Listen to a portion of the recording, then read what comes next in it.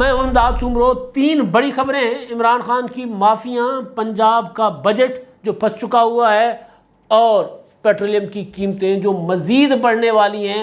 India दे दिया गया है, ऐलान कर दिया गया है। इन पर बात होगी और आगाज़ होगा पंजाब के बजट से, क्योंकि पंजाब का बजट कल पेश होना था, नहीं हुआ। कैदों आड़े आ गया, कैदों ने बजट पेश करने नहीं दी। परवेज़ इलाही साहब ने, स्पीकर हैं पंजाब असम्बली के, और उन्होंने ना सिर्फ इजलास चलने नहीं दिया बल्कि बजट पेश नहीं होने दी। और मुतालबा था उनका कि आईजी और चीफ सेक्रेटरी को बुलाया जाए, पेश किया जाए। और उससे पहले उन्होंने एक जो गैर मुंतखब वज़ीर हैं अता तारड़, उनको उन्होंने ऐवान से निकल जाने का हुक्म दिया। वो नहीं जा रहे थे। काफ़ी देर तक तो इजलास उसी में फंसा रहा। उससे पहले इजलास कल होना था दोपहर को 2 बजे, लेकिन कोई 6 घंटे 9 मिनट के तो उसके ताख़ीर के बाद इजलास हुआ, क्योंकि परवेज़ इलाही साहब चाहते थे कि पहले जो उनके मुतालबात हैं वो उनके और अपोजिशन के जो मुतालबात हैं, उनके और पीटीआई के जो मुतालबात हैं वो माने जाएं, और वो माने जाएंगे तो फिर इजलास होगा। तो लिहाजा हुकूमत मुतालबात मानना नहीं चाह रही थी। इजलास के लिए एडवाइज़री कमेटी जो है असेंबली की, उसकी मीटिंग्स होती रहीं। उसके अलावा दोनों फरीकैन की मुलाकातें और मीटिंग्स होती रहीं। और कुछ मामला तय पाने के बाद परवेज़ इलाही साहब कुर्सी पर तो आकर बैठे, और 6 घंटे 9 मिनट की ताख़ीर से इजलास की कार्रवाई तो शुरू हुई, मगर इजलास में आते ही पहली परवेज़ इलाही साहब ने जो एडिच डाली, पहला जो अपना रुकावट डाली, या पहली जो हर्डल डालने की कोशिश की, वो की बल्कि कोशिश क्या की, पहला जो मुतालबा था उनका इजलास में आने के बाद वो ये था कि जी अता तारड़ साहब गैर मुंतखब है, निकल जाए ऐवान से। तो गैर मुंतखब को अगर वज़ीर आला साहब या वज़ीर आज़म जो है वो अगर अपने अख्तियारात के तहत किसी भी गैर मुंतखब रुकन को वज़ीर बना सकते हैं। 6 महीने का एक मुद्दत होती है, टेन्योर होता है। जिस तरह मरकज़ में गैर मुंतखब हैं मुफ्ता इस्माइल साहब, उन्होंने बजट पेश किया। इसी तरह इमरान खान साहब की हुकूमत के दौरान बाबर अवान साहब गैर मुंतखब थे, लेकिन अंदर सारी कानून साजियाँ बाबर अवान साहब ऐवान में बैठकर किया करते थे। इसी तरह हफीज़ शेख साहब गैर मुंतखब थे, लेकिन उनको वज़ीर का दर्जा था, वो ऐवान में बैठे रहे। शौकत तरीन साहब गैर मुंतखब थे, ऐवान में बिठाए जाते रहे। तो एक आइन और कानून के में गुंजाइश है जिसके तहत वज़ीर आला या वज़ीर आज़म जो है वो किसी भी गैर मुंतखब शख्स को 6 महीने के लिए वज़ीर का ओहदा देकर ऐवान में बिठा सकते हैं। उनका सिर्फ वोट कास्ट नहीं होता। जिस दिन बजट जो है वो उसके फाइनेंस बिल की मंजूरी होनी होती है, जिस दिन वोटिंग हो रही होती है, उस दिन उसका वोट काउंट नहीं होगा। आपको याद होगा जब बाबर अवान साहब ने इलेक्शन इस्लाहात का बिल ईवीएम वगैरह का पेश किया था, तो उस दिन भी वो ऐवान में बैठे हुए थे, लेकिन उनका वोट काउंट नहीं हो रहा था, वो गिने नहीं जा रहे थे, वो बैठे हुए थे। यस और नो का जो मामला हो रहा था तो उनकी आवाज़ या उनका नंबर काउंट नहीं हो रहा था। तो इसी तरह यहाँ पर भी जो अपना अता तारड़ साहब हैं, उनको वज़ीर आला ने वज़ीर का दर्जा दिया हुआ है और उन्होंने हलफ भी उठाया है। तो ऐवान में तो वो बैठ सकते हैं, स्पेशल इजाज़त होती है उसके लिए। लेकिन बहरहाल फिर स्पीकर की रूलिंग भी होती है। तो पहले तो स्पीकर ने कहा कि जी आप चले जाएं, इनको निकाल दें। उन्होंने कहा कि जी मैं नहीं जाता, लेकिन काफ़ी घंटों के बाद उन्होंने रूलिंग दे दी स्पीकर ने कि जी मेरी रूलिंग है, अब ये जाएंगे यहाँ से, निकाल दें इनको। तो फिर वो चले गए एहतजाजन।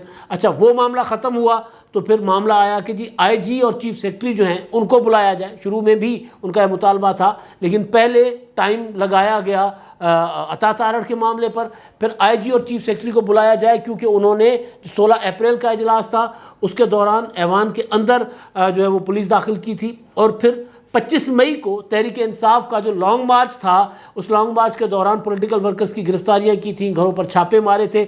लिहाजा उनको ऐवान में बुलाया जाए, वो माफ़ी मांगे और उसके बाद फिर मामला आगे बढ़ेगा। अगर हम टेक्निकली लीगली बात करें तो फिर ये मामला ऐवान जो बजट इजलास के दौरान तो नहीं हो सकता। स्पीकर साहब ये काम अपना अख्तियार बाद में इस्तेमाल कर सकते हैं। ये खुसूसी सेशन है बजट का, इसमें कोई और एजेंडा नहीं आ सकता।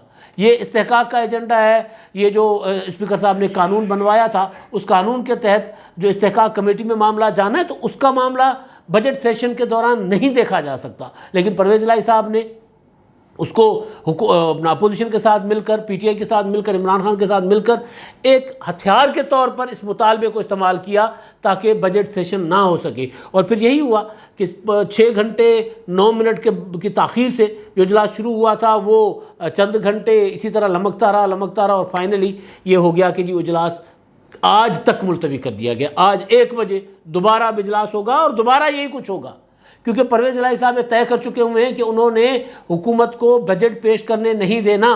पहले इजलासों में, मीटिंगों में कह चुके कि हम बजट पेश करने नहीं देंगे, अगर पेश हो जाएगा बजट तो पास नहीं होगा, क्योंकि वो अपना नंबर नहीं है हुकूमत के पास, तो फिर रूलिंग भी स्पीकर साहब नहीं देनी है। भाई बजट मंजूर हुआ नहीं हुआ, ये रूलिंग भी स्पीकर ने देनी है। तो स्पीकर साहब जो हैं उनकी कोशिश ये है कि इस बजट की नामंजूरी की शक्ल में इस हुकूमत को घर भेजा जाए। बजट मंजूर नहीं होगा तो फिर ये होगा कि हुकूमत के पास मेजॉरिटी नहीं है, तो उसके बाद फिर होगा ये कि हुकूमत एतमाद का वोट ले। तो एतमाद का वोट जब हुकूमत को लेने का कहा जाएगा तो फिर हुकूमत गिर जाएगी। अब एतमाद का वोट लेने के लिए तो गवर्नर साहब कहेंगे, अभी इसके लिए फिर बहुत अभी दिल्ली दूरस्त, अभी बहुत कुछ करना पड़ेगा स्पीकर साहब को। लेकिन फ़िलहाल वो माहौल तैयार कर रहे हैं कि वो अगर खुद वज़ीर आला नहीं बन सके तो हमजा शहबाज को भी नहीं चलने देंगे। शरीका परवेज़ इलाही साहब ज़ाहिर है जिस बैकग्राउंड से हैं वहाँ पर शरीका इसी तरह कुटा जाता है, इसी तरह किया जाता है। तो परवेज़ इलाही साहब ने पूरी कोशिश की है, जिसकी वजह से मैंने कल माजरत के साथ बहुत से लोगों की दिल आज़ारी हो रही होगी, लेकिन कुछ इशूज़, कुछ चीज़ें ऐसी होती हैं, कुछ जो अपना ऑफिस ऐसे होते हैं जिनको बाला होना होता है पार्टी पॉलिटिक्स से। स्पीकर का ऑफिस है, उसको पार्टी पॉलिटिक्स से बाला होना पड़ता है। मैं कल देख रहा था, बल्कि उस पर भी मैंने बात करनी थी। राजा परवेज़ अशरफ साहब कल बिलावल भुट्टो ज़रदारी साहब के साथ जब वो अपना इस्लामाबाद में पार्लियामेंट हाउस में मीडिया से गुफ्तगू कर रहे थे तो उनके पीछे खड़े हुए थे। राजा साहब का भी ये मनसब नहीं है। राजा साहब पीपल्स पार्टी पंजाब के खाली सदर होते, राजा साहब सिर्फ MNA होते, राजा साहब कोई वज़ीर होते तो फिर बेशक बिलावल भुट्टो के पीछे वो खड़े रहे।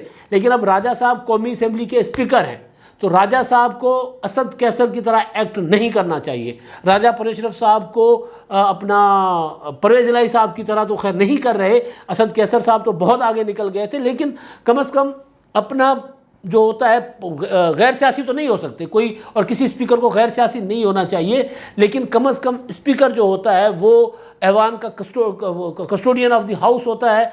लिहाजा उनको किसी पार्टी के कायद के पीछे खड़े होना नहीं चाहिए। ये माजी में ऐसी मिसालें मौजूद हैं। हाँ, कहीं अगर कोई इस तरह की कोई इवेंट है, इस तरह की एक्टिविटी है, वहाँ तो मिलकर खड़े होना, बैठना वो एक अलग कहानी है, लेकिन इस तरह राजा साहब को नहीं करना चाहिए। तो परवेज़ इलाही साहब जो हैं वो जो एक कुर्सी है, उस कुर्सी का तकद्दुस पामाल कर रहे हैं। कुर्सी है स्पीकर की, उसका तकद्दुस मुसलसल पामाल कर रहे हैं। और जब से तहरीक अपना उस्मान बुज़दार साहब का इस्तीफ़ा हुआ है और जब से परवेज़ इलाही साहब के लिए वज़ीर आला बनना नामुमकिन हुआ है, तब से वो खिलवाड़ कर रहे हैं इस ऐवान के साथ, तब से खिलवाड़ कर रहे हैं।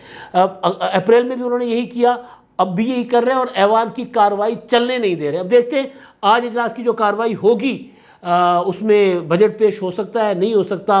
हुकूमत परवेज़ इलाही साहब का ये मुतालबा मानकर बुलाती है, चीफ सेक्रेटरी और IG को नहीं बुलाती, बुलाएगी तो ज़ाहिर उनको माफ़ी मंगवाई जाएगी।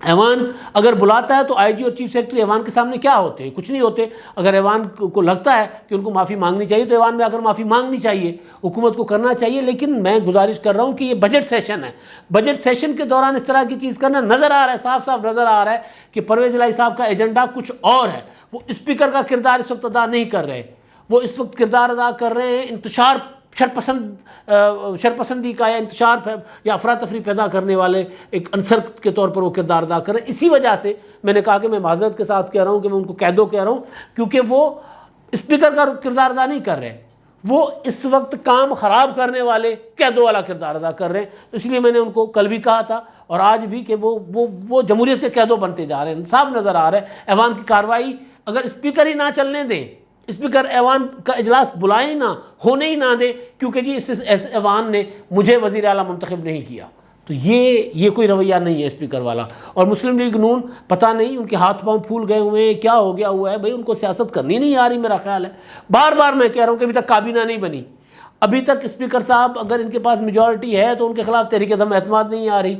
क्या वो मतलब एक होता है ना कि पॉलिटिक्स या तो इनको अपना खुद से फैसले करके उन पर अमल दरामद करना नहीं आ रहा या डर रहे हैं, पता नहीं क्या है कि पूरा का पूरा सूबा मफलूज हुआ हुआ है, सूबा मफलूज, ऐवान मफलूज, हुकूमत मफलूज, कुछ ही नहीं चल रहा। अब अगर ये बजट परवेज़ इलाही साहब पेश नहीं करने देंगे तो सूबा चलेगा कैसे?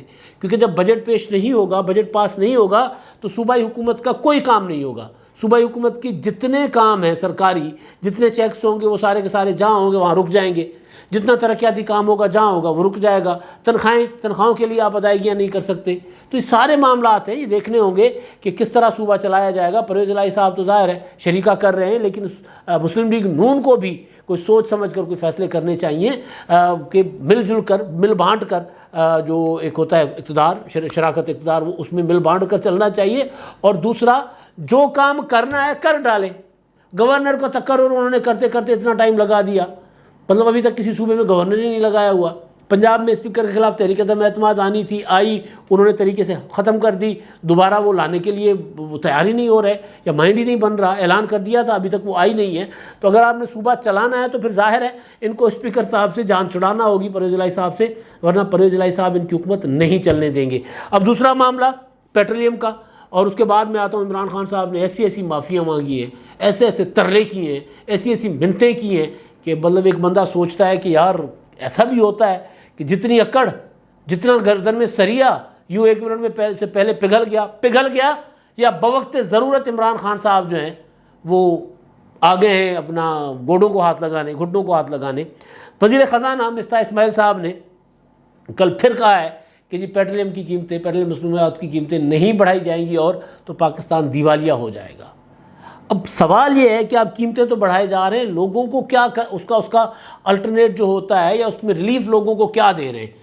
अब जो अपोजिशन का जो खदशा है, खदशा क्या है वो तो खबर है। इमरान खान साहब ने जो मुईद पीरज़ादा के इंटरव्यू में कहा है कि जी पेट्रोल जो है वो 310 रुपये पर डीज़ल जाएगा और 275 रुपये पर पेट्रोल जाएगा, 47% गैस की कीमतें बढ़ेंगी और बिजली जो है वो 40 रुपये तक फ़ी यूनिट जाएगा। और ये हमारा मुआहदा था IMF के साथ, हम करके गए, हमें पता है हमने कैसे उसको मैनेज करना था। अब उस तरफ मामला जाएगा। सवाल ये है कि अगर उतना मामला आगे जाना है तो फिर लोग क्या खाएंगे? बिजली चलेगी, कारखाने चलेंगे, मतलब बिजली महंगी होगी तो कारखाने कैसे चलेंगे? कारखाने नहीं चलेंगे तो रोज़गार कैसे होगा?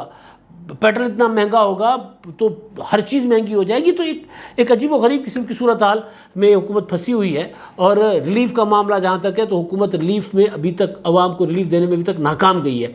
और अगर ये एक आध माह में लोगों को, जुलाई तक कह रहे हैं पेट्रोल महंगा हमें मज़ीद करना होगा, यानी 2 किस्तें और महंगी आनी है, 2 किस्तें और आनी है। IMF के साथ मुआहदा है, मजबूरी है जी, बेशक मजबूरी है, कर ले भाई। लोगों का क्या कसूर है? IMF के साथ मुआहदा इमरान खान साहब कर गए, बजट मुल्क को कंगाल इमरान खान साहब कर गए, तो लोगों के लिए भी तो कुछ सोचें, अवाम के लिए भी तो कुछ सोचें। कि या आप भी इमरान खान साहब की तरह कहेंगे कि जी नहीं अभी पेट्रोल सस्ता है और अभी पाकिस्तान सस्ता है दुनिया में, और ये कहकर अपना वक्त गुजार लेंगे, तो इस तरह नहीं होगा। ज़ाहिर है फिर इमरान खान साहब का असर हुआ, आपका भी होगा। अभी आप नए हैं, अभी आपको 2 महीने बड़ी मुश्किल से हुए हैं, तो आपको अभी इस चीज़ की तो रियायत दी जा सकती है कि आप नए हैं। लेकिन ये जो सिर्फ महंगाई किए जाना, ये कोई पॉलिसी नहीं है। कोई मतलब इंगेज करें दुनिया के साथ, मामला जो है अपने तेज़ करें, माली मीशत को बेहतर करने के लिए या लोगों को रिलीफ देने के लिए कोई और इक़दामात मतलब हो सकते हैं, किए जा सकते हैं बहुत से। आसिफ ज़रदारी साहब ने कहा था कि मेरे पास एक बंदोबस्त है, तो वो बंदोबस्त दिखाएं, करें, कुछ तो करें, लोगों को रिलीफ तो दें। अब मामला है जी इमरान खान साहब की माफ़ियाँ।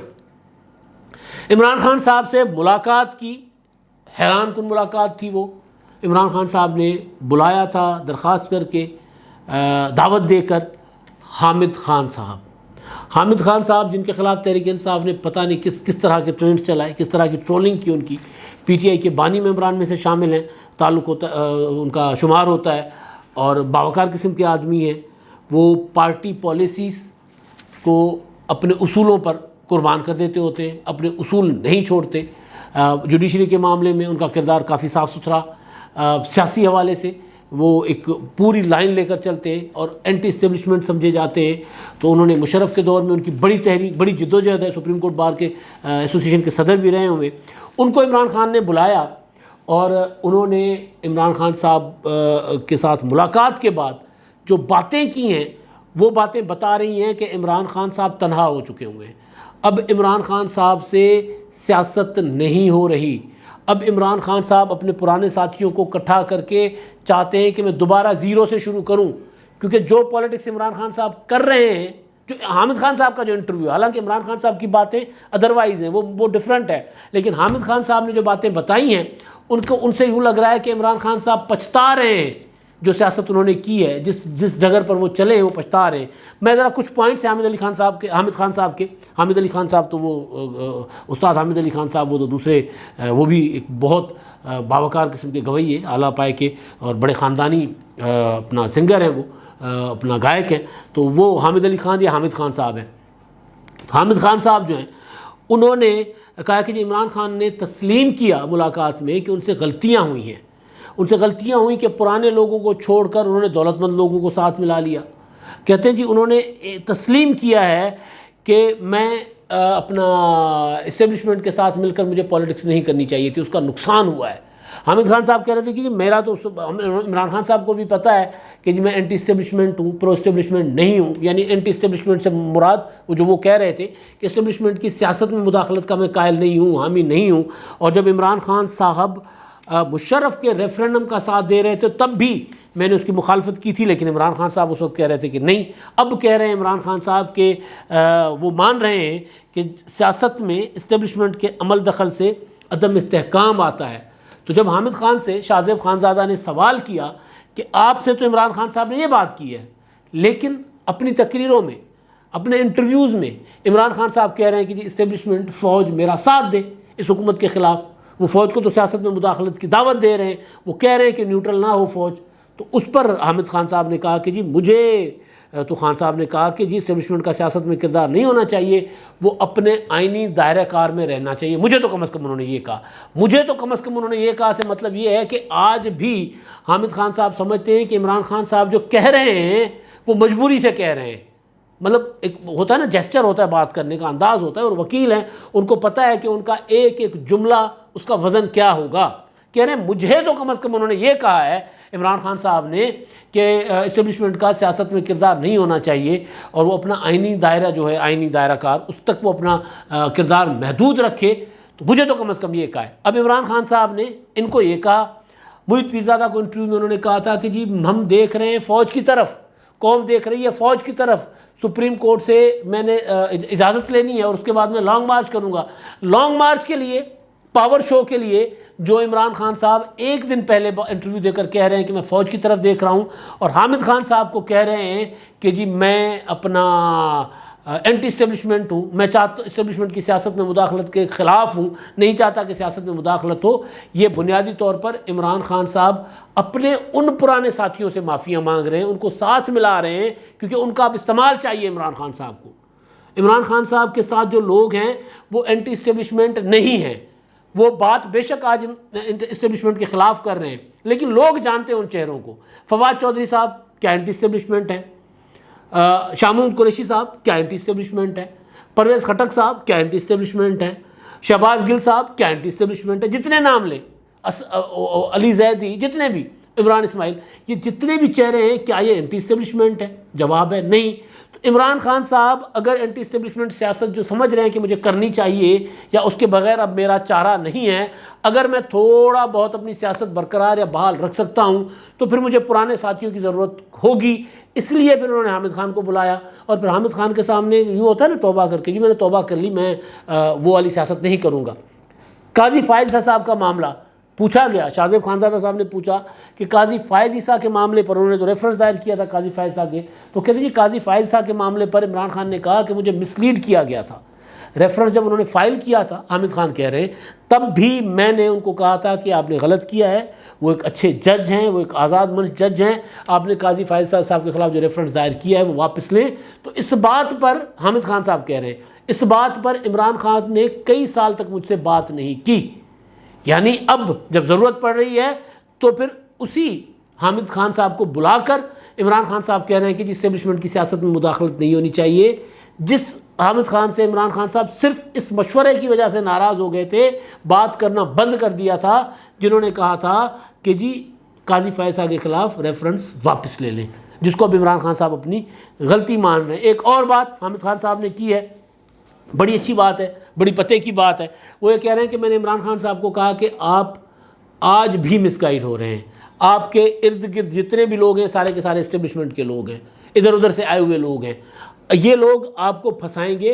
और इमरान खान साहब ने तस्लीम किया कि हाँ मेरे साथ इस तरह के लोग हैं। यानी एक और फिर इमरान खान साहब चाह रहे थे कि ताकि वो जो बातें यानी इमरान खान साहब का मिजाज देखें ना, इक़्तिदार में थे तो काजी फ़ायज़ ईसा के रेफरेंस को वापस लेने का मशवरा देने वाले के साथ बात करने को तैयार नहीं थे। इक़्तिदार में नहीं है, बनी गाला में अपने आप को नज़रबंद किया हुआ है, कुछ कर नहीं पा रहे, कहीं से मदद नहीं मिल रही, इस्टेब्लिशमेंट सपोर्ट करने को तैयार नहीं है। सुप्रीम कोर्ट से फ़ैसला जो आ चुका हुआ है वो फ़ैसला ज़ाहिर है उसी तरह बरकरार रहेगा, नया फ़ैसला मुझे नहीं लगता कि आएगा।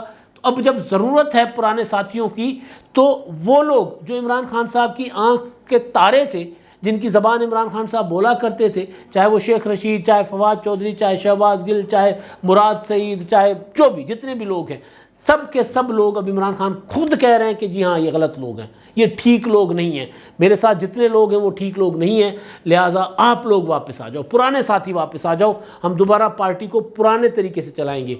आखिरी बात जो हामिद खान साहब ने बताई वो बड़ी दिलचस्प है। उन्होंने कहा कि जी तहरीक इंसाफ वन पार्टी चल रही है इस वक्त, वन पार्टी शो है, वन पार्टी, सिर्फ इमरान खान है और बस। इलेक्शन जो हुआ है इंट्रा पार्टी इलेक्शन अभी जो 2-4 रोज़ पहले, उसमें भी वो सिर्फ हामिद खान ने कहा कि इलेक्शन कमीशन की जो रिक्वायरमेंट थी वो पूरा करने के लिए एक बस ड्रामा सा इलेक्शन किया गया, वो इलेक्शन नहीं है। इंट्रा पार्टी ये ड्रामा सा मैं अपने लफ्ज़ खुद कह रहा हूँ क्योंकि उन्होंने कुछ महज़ब तरीके से बात की थी कि वो रिक्वायरमेंट के लिए किया गया था, वो इंट्रा पार्टी इलेक्शन तो नहीं था ना, वो सही वाला इलेक्शन नहीं था।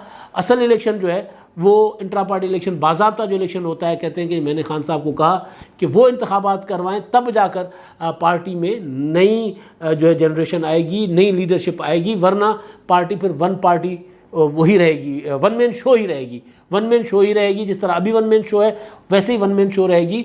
तो इस वक्त भी हामिद खान साहब के बकौल इमरान खान साहब जो है वो गलत लोगों के गिर्द घिरे हुए हैं। अब हामिद खान जाहिर है वो उन्होंने पार्टी बनाई थी, इमरान खान साहब के आगाज़ में उनके साथी थे, हो सकता है कि उनको उम्मीद हो कि इमरान खान साहब को एहसास हुआ है गलती का, लेकिन इमरान खान साहब के इंटरव्यूज़ और हामिद खान साहब के साथ की गई बातें और इमरान खान साहब की तकरीर कल, बल्कि उन्होंने जो तकरीर की थी किसान कन्वेंशन से, वो सारी आप उठाकर देख लें तो इमरान खान साहब सिर्फ अपने पुराने साथियों को धोखा देने के लिए, अपने साथ मिलाने के लिए, उनके साथ दोबारा एक बार वो क्या कहते हैं उनको बैला फुसला रहे हैं। असल में इमरान खान साहब कर वही रहे हैं जो उनकी ज़बान पर है, वो ये कि फ़ौज मेरा साथ दे, अदालत मेरे हक़ में फ़ैसले दे, तब जाकर मैं सियासत करूं, वरना मैं आगे नहीं बढ़ पाऊंगा। यानी मदद मांग रहे हैं इस्टेब्लिशमेंट की और बात कर रहे हैं कि जी मैं एंटी इस्टेब्लिशमेंट हूँ। वो सिर्फ हामिद खान को अपने साथ मिलाने के लिए बात कर रहे हैं, अमल उनका दूसरा है जिसकी वजह से हामिद खान जैसे लोग उनको छोड़ कर गए थे। अब तक के लिए इतना ही। अल्लाह हाफ़िज़।